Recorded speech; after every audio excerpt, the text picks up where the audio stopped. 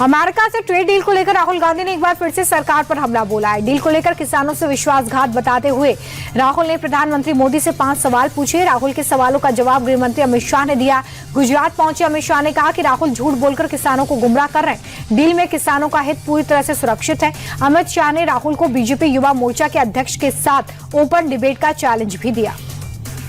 बांग्लादेश में तारिक रहमान के शपथ ग्रहण समारोह में पीएम मोदी नहीं जाएंगे। उनकी जगह लोकसभा अध्यक्ष ओम बिरला समारोह का हिस्सा बनेंगे। ओम बिरला के साथ विदेश सचिव विक्रम मिस्री भी मौजूद होंगे। आपको बताते चले कि कल से एआई इम्पैक्ट समिट शुरू हो रहा है और इसी के चलते पीएम मोदी भारत में ही रहेंगे। 17 फरवरी को तारिक रहमान बांग्लादेश के नए प्रधानमंत्री के तौर पर शपथ लेंगे। उत्तर प्रदेश में विधानसभा चुनाव से पहले दल बदल का खेल शुरू हो गया है। बीएसपी सरकार में मंत्री रहे नसीमुद्दीन सिद्दीकी सपा में शामिल हो गए हैं। पिछले महीने ही उन्होंने कांग्रेस से इस्तीफा दिया था। कभी बीएसपी में नंबर 2 की हैसियत रखने वाले नसीमुद्दीन को मायावती ने 2017 में पार्टी से निकाल दिया था। बीएसपी के अनीस अहमद खां भी सपा का दामन थाम चुके हैं। कांग्रेस और अपना दल सोनेलाल के कई नेता भी सपा में शामिल हुए हैं। एसआईआर को लेकर एक बार फिर से सपा प्रमुख अखिलेश यादव ने बीजेपी और चुनाव आयोग पर निशाना साधा।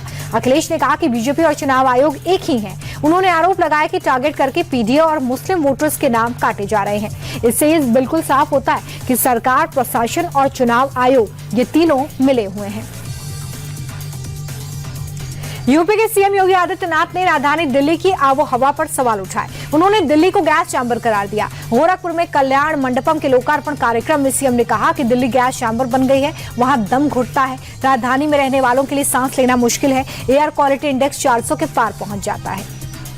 दिल्ली की आबोहवा को लेकर सीएम योगी के बयान पर सियासत शुरू हो गई है। अखिलेश यादव ने तंज कसते हुए कहा कि अब तो हवा खराब होने की बात चलने लगी है। लखनऊ वाले भी कह रहे हैं कि दिल्ली की हवा खराब है। सच्चाई तो यह है कि दोनों ही जगह हवा खराब है। तो वहीं दूसरी आप सांसद संजय सिंह ने कहा है कि योगी जी भूल गए हैं कि दिल्ली में बीजेपी की ही सरकार है। शायद सीएम योगी ने जानबूझकर बीजेपी को एक्सपोज करने के लिए यह बयान दिया है।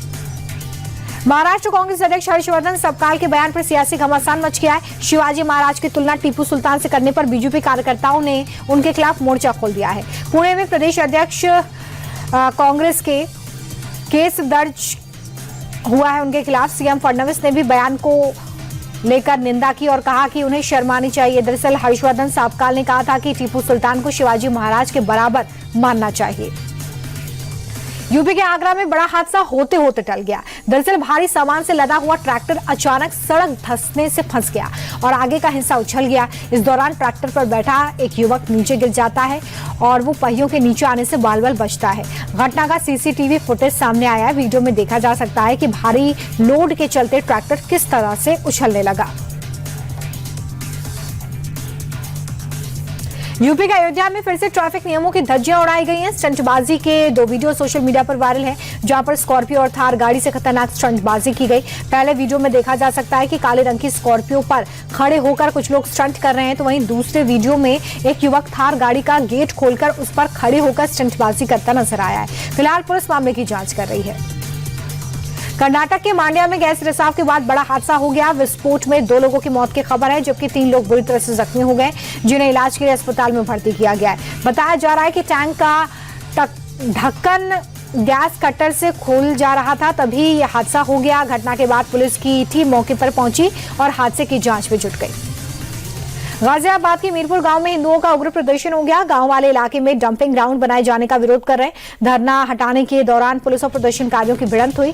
भीड़ को खदेड़ने के लिए लाठीचार्ज हुआ। इसमें कई लोग चोटिल हो गए। फिलहाल माहौल तनावपूर्ण है। यूपी के बुलंदशहर से मजहब की दीवारों को तोड़कर आस्था की एक अनोखी तस्वीर सामने आई है।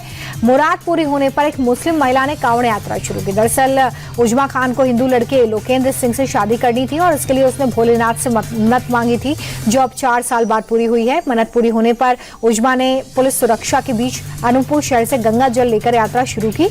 उजमा की इस यात्रा में हिंदू संगठन के कार्यकर्ता भी साथ साथ चलते नजर आ रहे हैं। यूपी के संभल की मुस्लिम महिला तमन्ना मलिक ने भोले बाबा के प्रति आस्था की एक नई मिसाल पेश की है। तमन्ना मन्नत पूरी होने के बाद बुरके में हरिद्वार से कांवड़ लेकर संभल पहुंची। शेमनाथ तीर्थ पर भोलेनाथ का जलाभिषेक उसने किया। संभल पहुंचने पर पुलिस और प्रशासन ने तमन्ना को सुरक्षा दी। सैकड़ों श्रद्धालुओं ने फूल बरसाकर स्वागत किया। तमन्ना ने गांव के ही प्रेमी से शादी के लिए भगवान शिव से मन्नत मांगी थी।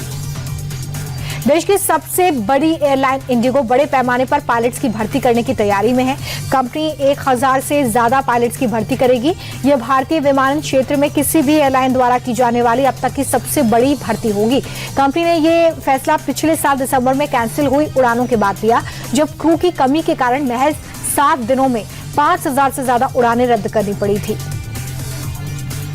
सड़क हादसों के पीड़ितों को आपातकालीन चिकित्सा उपलब्ध कराने के उद्देश्य से केंद्र सरकार ने प्रधानमंत्री राहत योजना शुरू की है। इसके तहत सड़क दुर्घटना पीड़ितों को 1.5 लाख रुपए तक का कैशलेस उपचार मिलेगा। भारत में हर साल सड़क दुर्घटनाओं में बड़ी संख्या में मौतें होती हैं।